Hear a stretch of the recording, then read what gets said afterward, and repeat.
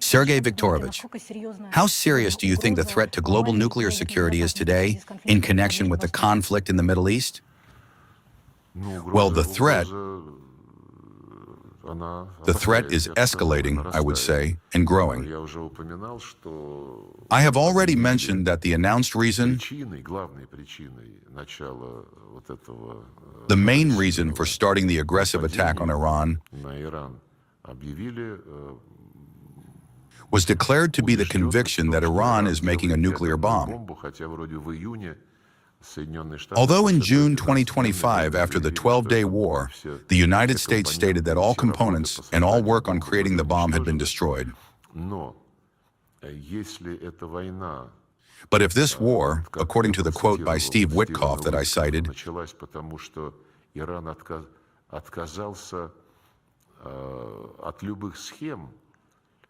indeed began in order to deprive Iran of the inalienable right to enrich uranium for peaceful purposes,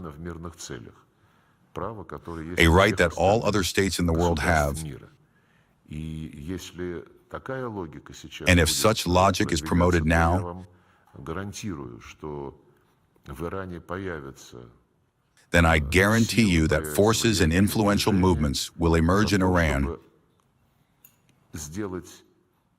advocating for doing exactly what the U.S. wants to avoid,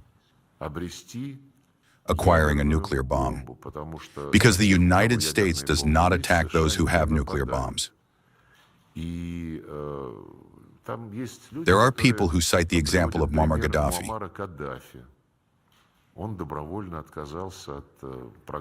He voluntarily gave up his nuclear weapons development program, and some of our interlocutors in the countries of the Global South remind us of this. Like, you see, Gaddafi gave it up, and what did they do to him? But those who did not give it up, they are not attacked. This war, which has now been unleashed against Iran, may stimulate a movement in favor of creating nuclear weapons. And not only in Iran. Such a movement will immediately appear in the Arab countries that neighbor the Islamic Republic of Iran. Therefore, in a outwardly paradoxical way, the declared noble goal of starting a war to prevent the proliferation of nuclear weapons may stimulate completely opposite tendencies.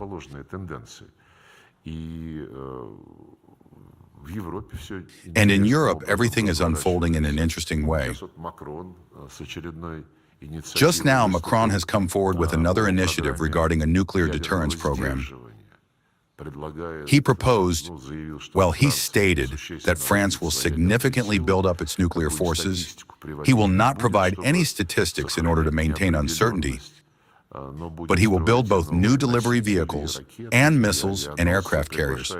He invites those who wish to join under his French nuclear umbrella.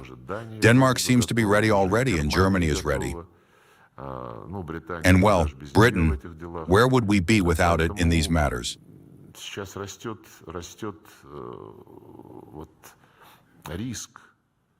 Therefore, the risk is now growing that the problem of nuclear proliferation will begin to spin out of control. In Europe, they are talking about this openly and loudly. There is also a disturbing trend in Northeast Asia, where the United States, together with South Korea, while conducting military exercises, are introducing nuclear components into the program. Well, speaking about Macron's initiative, let us not forget that the announcement of the creation of a program or a nuclear deterrence potential, as he put it, was made in order to manage escalation. Macron stated that Paris intends to use nuclear weapons for the purpose of protecting its vital interests. He added at the same time that they are not limited to the borders of France. This is also an interesting topic for reflection. I am sure that comments, this was uttered literally yesterday, will follow from various political science, academic, and indeed state circles. We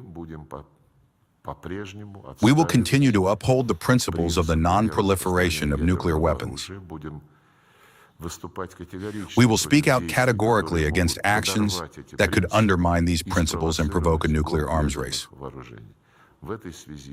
In this regard, I will once again recall the initiative of President Putin, which he put forward several years ago. The COVID-19 epidemic interfered then.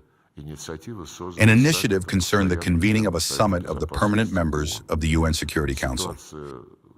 The situation is becoming too serious to postpone this initiative indefinitely. Thank you very much.